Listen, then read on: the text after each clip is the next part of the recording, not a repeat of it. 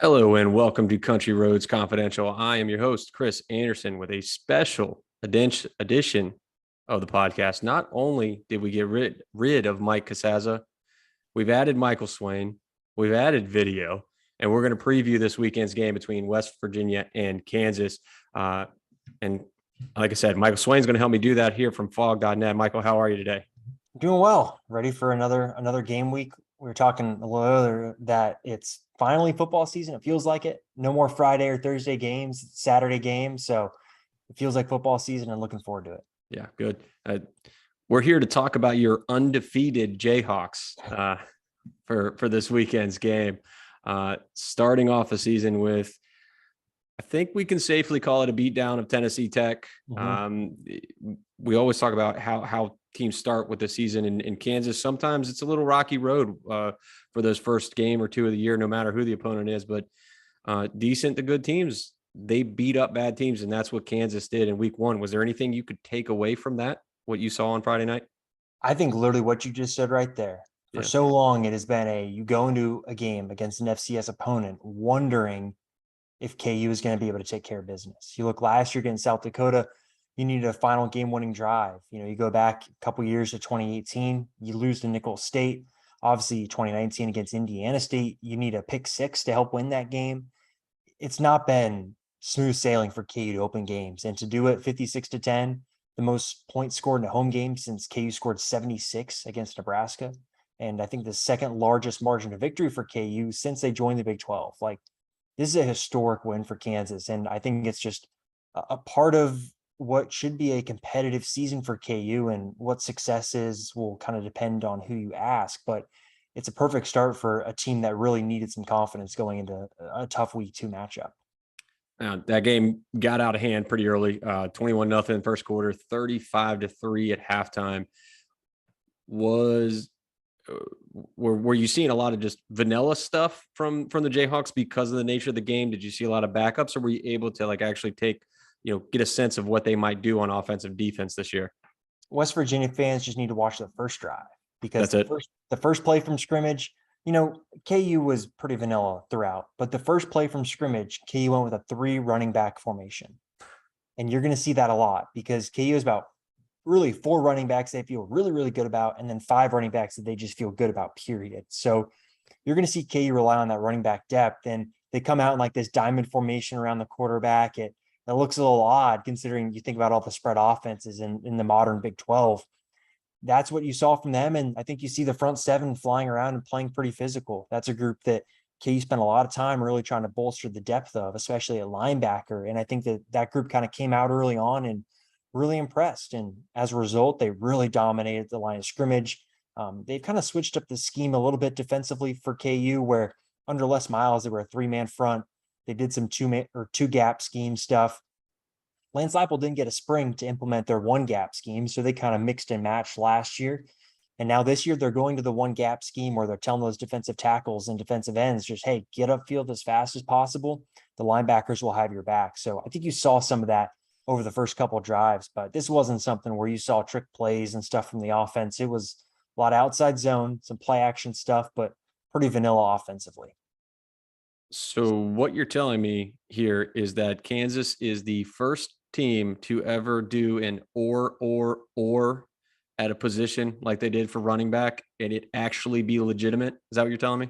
Yeah, they weren't lying. Yeah. They literally started 3 running backs. If you go to the game notes after, it lists the starters, 3 running backs. I love it, because I'm looking at that. Yeah, I'm looking at that depth chart, and I see Devin Neal or Daniel Heshaw or Kai Thomas or Sevion Morrison. I'm like, are we really doing this? We're thinking this is getting out of hand, but they weren't lying. No, well, and the one guy that's not on that depth chart, Torrey Laughlin, is the one that started alongside Kai Thomas and Devin Neal. So that just shows you that they had fun with the depth chart in that regard, but they weren't lying. Yeah, I love it. Love it. Love it. Love it. So only so much that we can take from that season opener, given the nature of what happened, which, again, great news for Kansas fans. That's what you're supposed to do. So I went back, I looked, I remembered, that West Virginia Kansas game, because it was towards the end of the last season. West Virginia, they really just said, hey, forget it, let's run the ball, and ran 50 times for 261 yards in that one, 100-yard rushers. What has Kansas done in the offseason? Because that was not just a West Virginia only thing. That was something that kind of plagued Kansas's defense all year long. Everybody. What has Kansas done to fix that, change that coming into the season? Yeah, well, you can't get any worse than the second worst run defense in all of FBS. And that's what Kansas was last year. And I think it starts with the linebackers. You look last year, and the coaching staff was really transparent about during fall camp. They basically said they were down to the bare bones. They trusted two guys, and those guys had to play 50 to 60 snaps a game. And they just wore down by the end of the game, and particularly by the end of the season. So what they did was they went out and added 5+ linebackers. You get Ohio State transfer Craig Young to come in and play this kind of unique hybrid safety linebacker spot called the Hawk.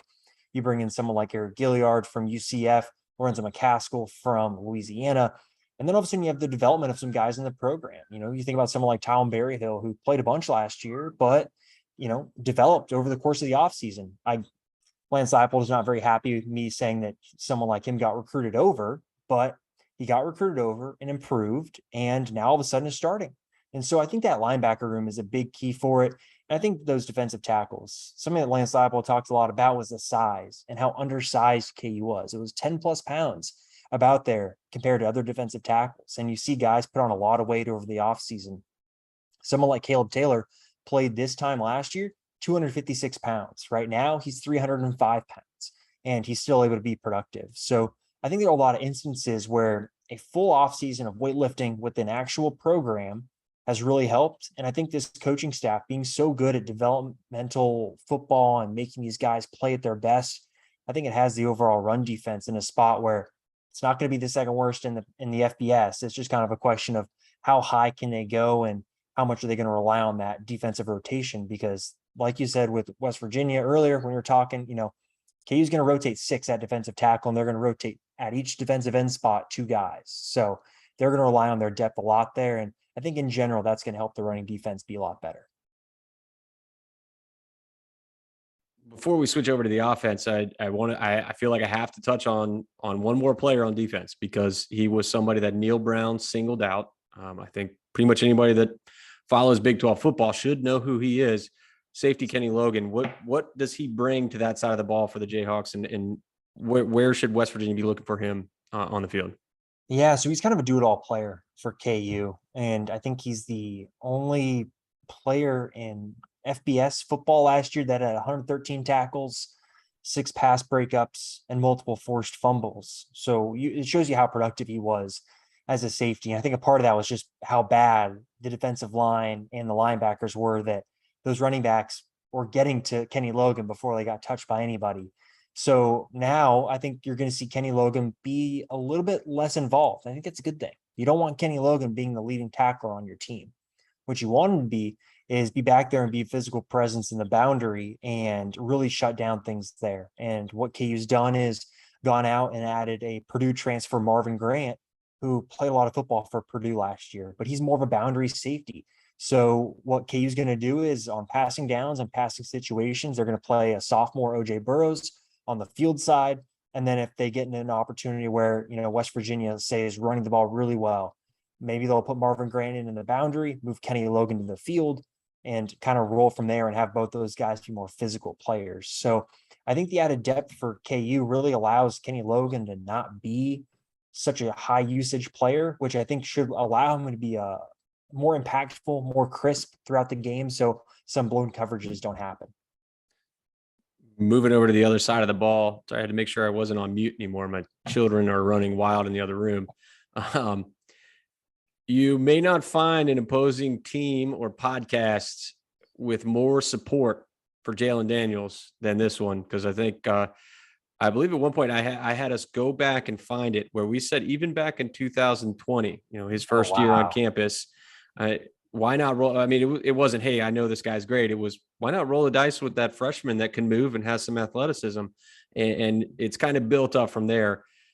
Now this is, for the first time, truly, I think, his offense, his team. How has that impacted him, and what kind of feedback or or commentary have you gotten from the players, the coaches about him at the quarterback position? Well, everyone loves him. And you talk to him and you understand why. He's got kind of that charisma that you want from a quarterback. He's got a bubbly personality. He's fun to interact with, and even in press conference settings that, I mean, you and I both know it can be very mundane sometimes. He's very exuberant in his personality. And I think that shows up on the football field too. He's not afraid to take risks, but I think as he's gotten older, I think his ability to assess the risk in the split second and make the right decision is something that's gotten a lot better. And he's the first player in several years to enter the season and be named the quarterback from day one. Lance Leipold on the first day of camp said he expected Jalen Daniels to be the starter. That has not been the case. That wasn't the case for Les Miles, David Beatty, coaches before him. You have to go back a really long time to find a KU coach coming out early in camp saying, that's our guy. I think that helped the team know who the guy was. They knew who they need to get reps with after practice. The transfers that they have on the offensive side of the ball, someone like Douglas Emillion coming from Minnesota, knows I need to go spend extra time with Jalen after practice. I think that just helps overall. You can build that confidence over the course of camp. Now, coaches will tell you that, hey, the backup Jason Bean had his best camp that he's ever had, and that he's playing his best football of his KU career right now. That's a good thing, though, because now you have depth at that position. But Jalen Daniels is the type of guy that I don't see him really relinquishing it. And he's got multiple years of eligibility left, too. So he's someone that has that mobility, can make those off-platform throws. I mean, man, he had some really nice throws against Tennessee Tech. And that's one of those where you don't even need to factor in the competition. A nice throw is a nice throw. And he had some really good throws against Tennessee Tech that make you feel really confident about him. If you like looking at the stats, I think he's got the best quarterback rating of any Big 12 quarterback. I don't like the quarterback rating stuff because you watch JT Daniels in the first game, you think looks pretty good. And then you watch Jalen Daniels, and he looks good against bad competition. But 15-18, 189 yards, 1 touchdown, 1 interception. Pretty good start this season for him. And KU definitely feels good about his quarterback. Now, looking forward to Saturday night's game in Morgantown. If you had to pick one thing on each side of the ball, offense, defense, maybe special teams. I hate to leave out all our specialists out there.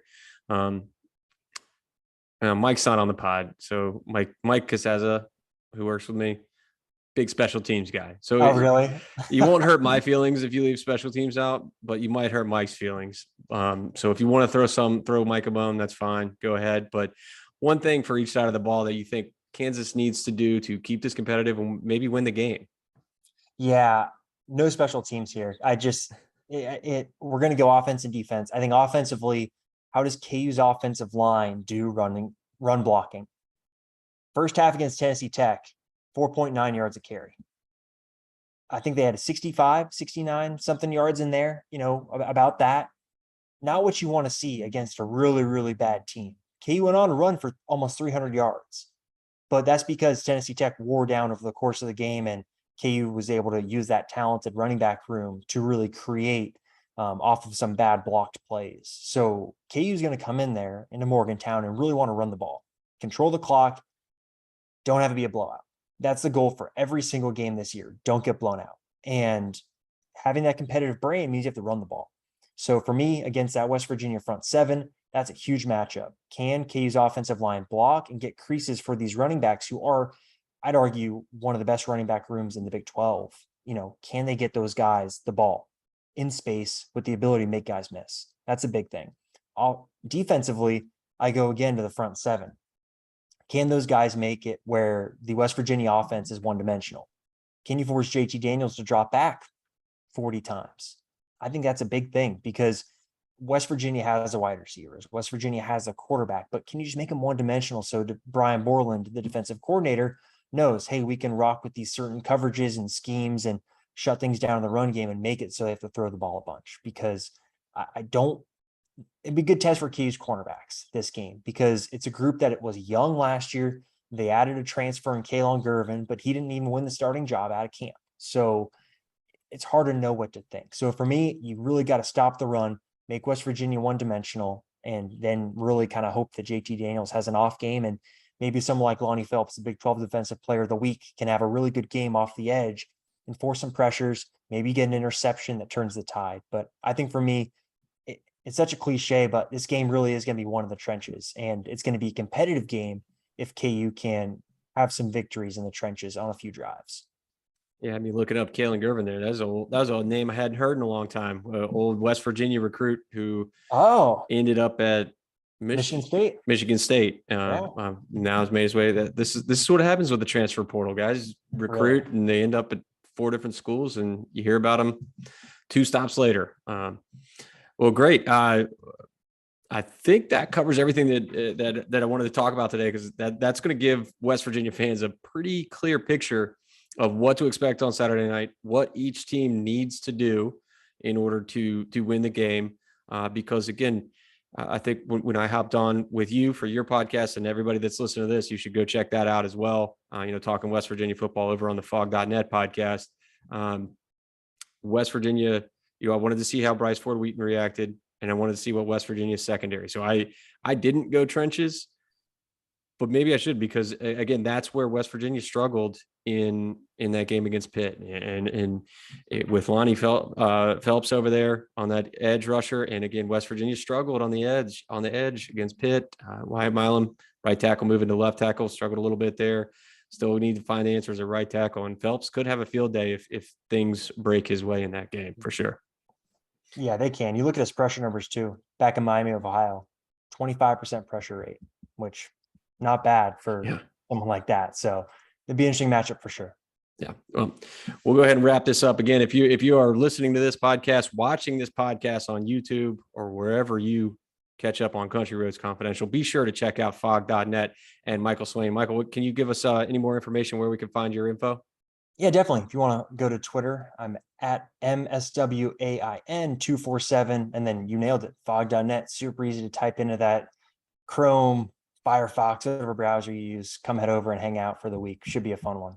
All right. Well, thanks for coming on, Michael. Really appreciate it. And we'll see what happens on Saturday, and talk to you again. Basketball season? Might have to catch up back in basketball season. All right. Sounds like a plan. Thanks. Thank you.